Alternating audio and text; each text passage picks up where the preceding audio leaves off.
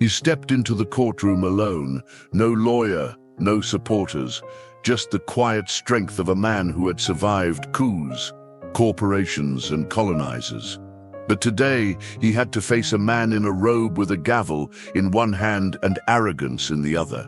Before Ibrahim Traoré could even speak, the judge leaned in, smirking, and said, "This isn't Africa, Mr. President. You don't command anything here." Then, louder for the cameras, he added, "If you raise your voice again, I'll have you dragged out in chains like the rest of your people." Traoré didn't flinch.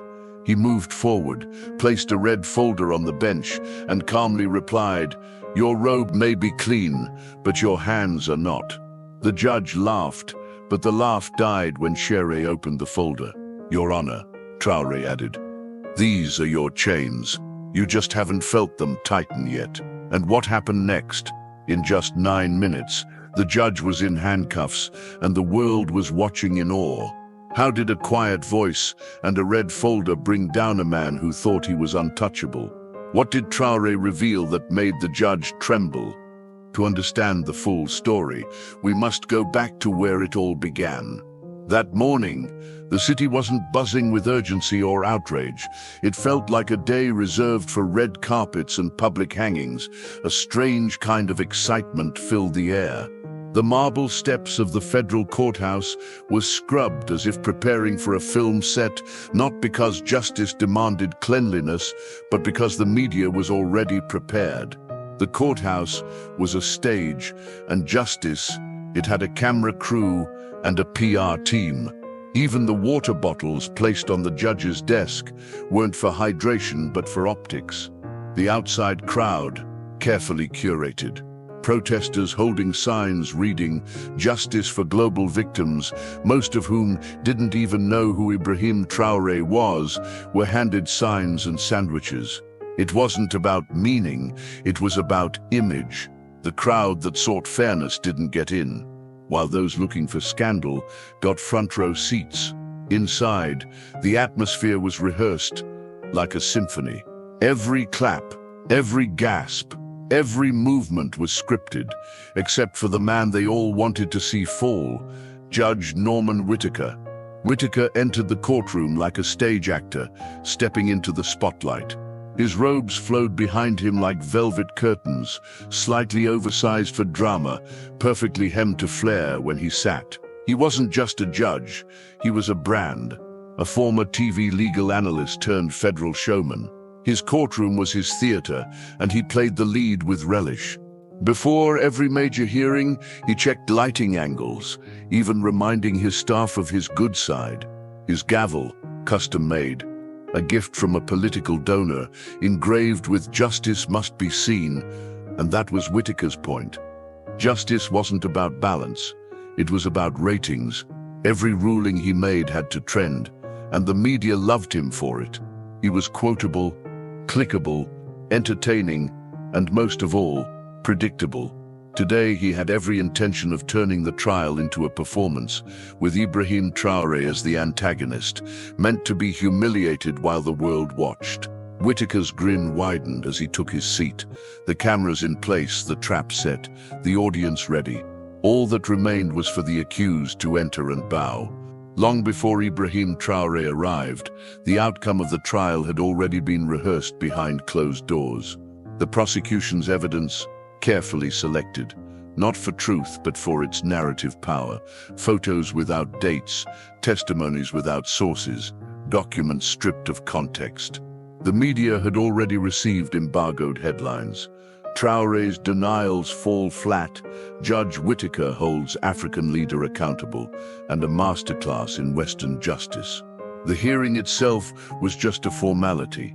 Even the court's social media account had a pre-written tweet ready, "Order restored."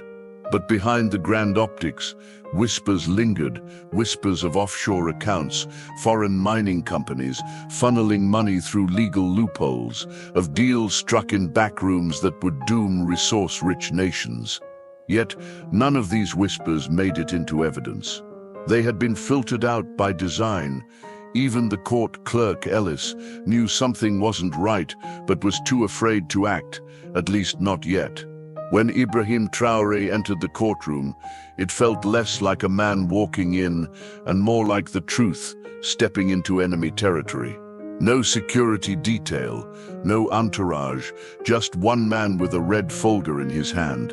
His steps were steady, his face unreadable, and he gave no nods of recognition or contempt. He walked past the gallery as if they didn't exist, because in that moment, they didn't. He approached the defendant's table, placed the red folder down with careful precision, and sat. The microphones picked up only the soft click of the folder landing, a sound that sent an unexpected chill through the room. The gallery shifted uneasily, and Ellis, the clerk, noticed something. Traoré wasn't preparing to beg for innocence. He was preparing to reveal guilt. Judge Whitaker adjusted his robe like a man preparing for a photo shoot, cleared his throat, and leaned forward. "Mr. Traoré," he began, savoring the words, "I trust you understand that in this courtroom, we do not run things the way you might be accustomed to." He smiled at the gallery, soaking in their gaze. "We don't settle disputes with drums and dances," he continued. "We settle them with order." Whitaker paused, waiting for the applause that never came.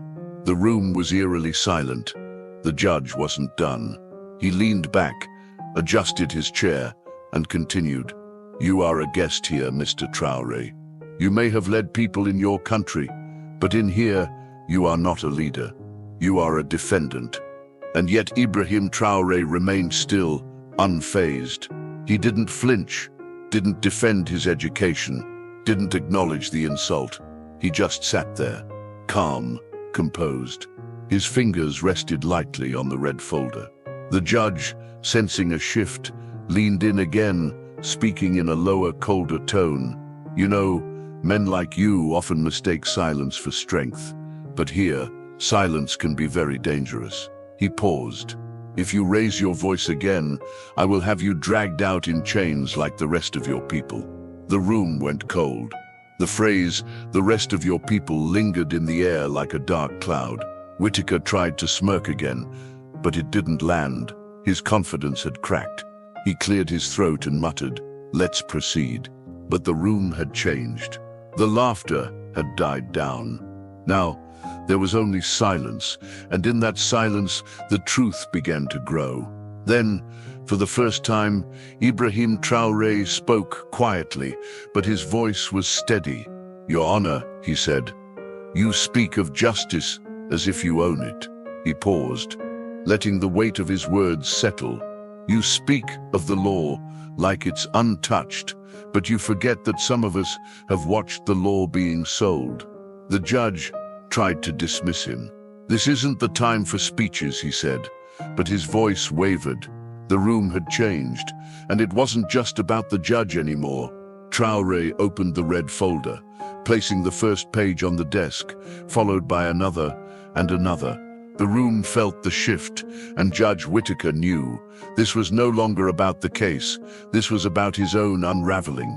As Whitaker reached the final page, his confidence faltered completely. Traoré didn't shout. He didn't raise his voice. He simply laid out the truth, documents, evidence, and connections. Whitaker's hand trembled. The courtroom was watching. The press was recording. And the judge, once the center of power, was now a man caught in his own web. As the judge attempted to deny the truth, the clerk, Ellis, stood up and stepped forward. "Sir, I can't protect you anymore," he said, and placed a flash drive on the bench. The room fell silent. "I leaked the files," Ellis said simply. His words shattered the illusion of power that Whitaker had spent years building. The man who had once held all the authority in the courtroom was now the one being questioned.